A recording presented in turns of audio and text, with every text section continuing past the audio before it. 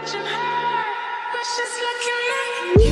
everyone, it's Shane and welcome back to my YouTube channel.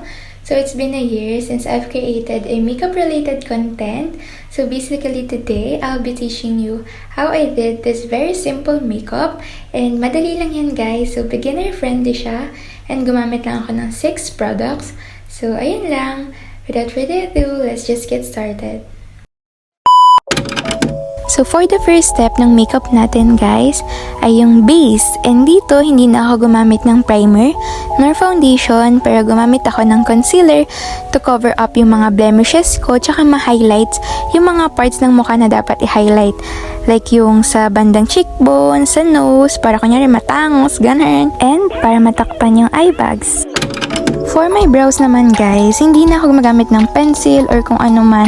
Mas prefer ko na ngayon yung mga eyebrow soap kasi natural looking siya. Tsaka alam niyo, na-hold niya yung brows niyo in place. Tsaka medyo makapal naman na kasi yung akin. And we're aiming for a simple yet fresh look lang. Ganun. So, ayun lang. So first, ini-sprayan ko lang muna siya ng water or mist. And then, kukuha lang kayo ng amount. Tapos, ibabrush nyo paloob yung kilay nyo. So, parang bababuyin nyo muna siya, ganon, para pumasok yung product. And then, tsaka nyo siya susuklayin pataas para umangat yung brows. Tapos, guys, may isa akong technique na ginagawa.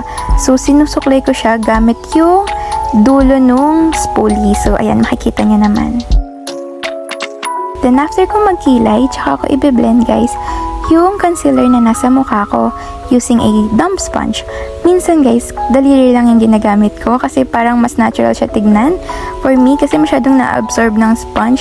Pero on this look, ayan, gumamit ako. And nabili ko lang yan sa Shopee. Sobrang mura lang yan, siguro 30 pesos. Tapos kapag biniblend nyo siya, tap lang gano'n. Hindi siya yung swipe. Para hindi mabura yung concealer or alam nyo yun, mas stay in place lang siya.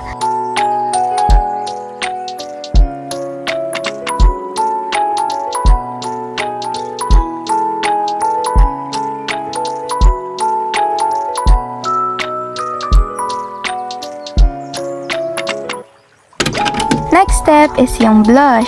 Dito naman guys, kung ano yung gagamitin ko for my lips, yun na rin yung ginamit ko sa blush. Since maganda naman yung shade na to, and so far, isa to sa mga pinaka-favorite kong lipstick. And this one is from Colorette, yung Easy Mattes nila, and the shade On The Way. So ito para siyang brown na may pagka-beige, ganun. Basta muted yung coral niya and warm. Personally guys, okay lang sa akin walang blush, pero yung contour hindi talaga mawawala. Kasi ito yung nagbibigay ng dimension sa mukha. Especially sa akin kasi ang laki-laki ng mukha ko. And ano yan, taba na pisngi ko. And ayun guys, kapag nalagay ko ng contour, dun siya sa mga areas na kailangan ng shadow. For example, yung baba ng cheekbones, sa jawline, tapos sa nose para matangos siya tignan. And sa noo, para alam niyo yun, maliit, hindi siya ganun kalapad din tignan. So, pampalit siya ng mukha basically.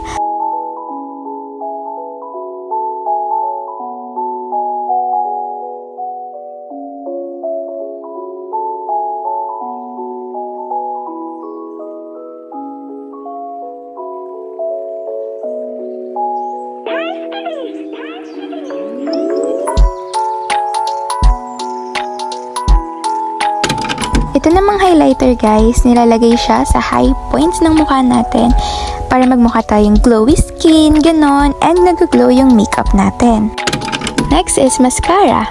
And ito naman guys, yung pinaka-favorite kong part ng pagmi-makeup kasi para sa akin, para siyang game changer. Like ibang-iba yung itsura ko kapag tapos ko ni makeup ko tapos walang mascara, ganon. Para siyang may kulang. Unlike sa kahit konting makeup lang, kahit lipstick lang ilagay ko, tapos mascara, ayun, okay na ako. So, kapag nagka-curl ako ng lashes, guys, nagbibilang ako ng 1 to 30, like 30 na pindot, ganon, yung ginagawa ko sa kanya. Then, after nun, tsaka ako ilalagay yung mascara. And on this look, I use yung from Forencos, yung Tattoo All Proof Mascara nila. And guys, legit na waterproof yan. Grabe, alam nyo ba? Nakailang hilamos na ako, hindi pa siya natatanggal. So, if wala kayong makeup remover, I swear, mahirapan kayong tanggalin yan. This step is optional. So, gusto ko lang magkaroon ng color yung lids ko. Kaya ginamit ko yung contour na ginamit natin kanina.